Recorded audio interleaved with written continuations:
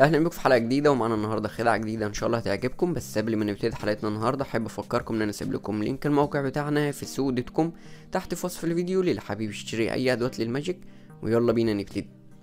خلونا نروح لاول خطوه معانا. هنا اول خطوه هنطلع الاتنين جوكر. هنأكد للشخص اللي معانا ان الكوتشينه عاديه مفيش فيها اي ترتيب. هنطلب منه ان هو يسحب اي ورقه من الكوتشينه هو عايزها.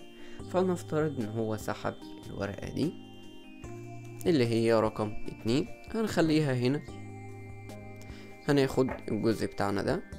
كل اللي هنعمله ان احنا هناخد منه جوكر، هنحطه تحت الورقة اللي هو اختارها. هناخد الجوكر التاني هنحطه فوق الورقة اللي هو اختارها. كده عندنا هنا 2 جوكر في وسطيهم الورقة اللي هو اختارها.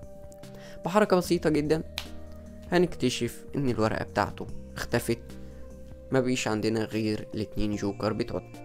طيب فين اساسا الورقة اللي هو اختارها؟ الورقة اللي هو اختارها في الحقيقة هنلاقيها موجودة وسط الورق بتاعنا ده.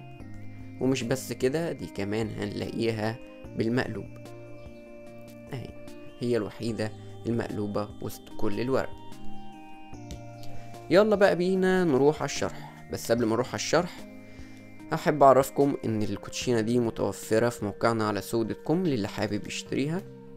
كوتشينه حلوه جدا، تصميمها حلو، ناعمه جدا، وتمنها رخيص جدا.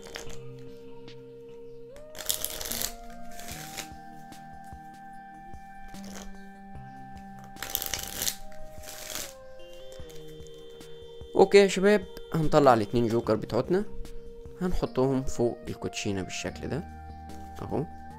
هنطلب منه فعلا انه يسحب اي ورقة من الكوتشينة. يعني فلنفترض سحب الورقة دي رقم 10، هنحطها فوق الجزء اللي هو سحب منه كده، وده الجزء بتاعنا. هناخد جوكر من بتوعتنا هنحطه فعلا تحت ورقة اللي هو سحبها، وده الجزء التاني بتاعنا مش عايزين. كده عندنا هنا جوكر والورقة اللي الشخص اللي قصادنا سحبها. كل الخدعة هي في الخطوة اللي جاية دي. هنمسك الكوتشينة بايدينا اليمين كده، واحنا بنغطي الجزء ده، واحنا بننزل الجوكر لتحت كده.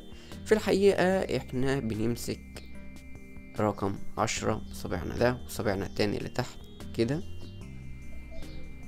اهو، واحنا بننزل الجوكر تاني كده. يبقى في الوقت ده رقم 10 موجود ما بين صبعنا ده وصبعنا ده. مرة تانية هنمسك الكوتشينة بالشكل ده.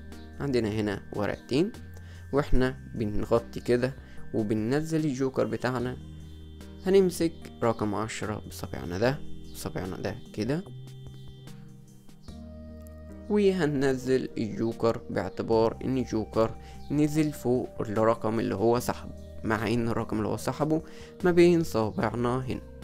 في الوقت ده هنحطهم فوق الجزء التاني من الكوتشينة كده. الورقة بتاعته اللي هو سحبها وسط الجزء ده من الكوتشينة، وكمان هي الوحيدة اللي مقلوبة وسطهم.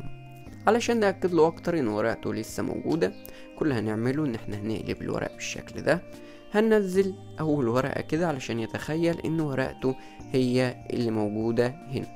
بعدين هنضمهم على بعض كده بحركة بسيطة. هنقول له الورقة بتاعتك اختفت. مش بس كده، الورقة بتاعتك كمان موجودة وسط الورق ده، وهي فعلا الوحيدة اللي مقلوبة وسط الورق كله. يا رب تكون الخدعة عجبتكم. لو عجبتكم متنسوش تدعمونا بلايك وشير. اجمل كومنتات ظهرت قدامكم على الشاشة، فاستنونا الحلقة الجاية ان شاء الله. سلام.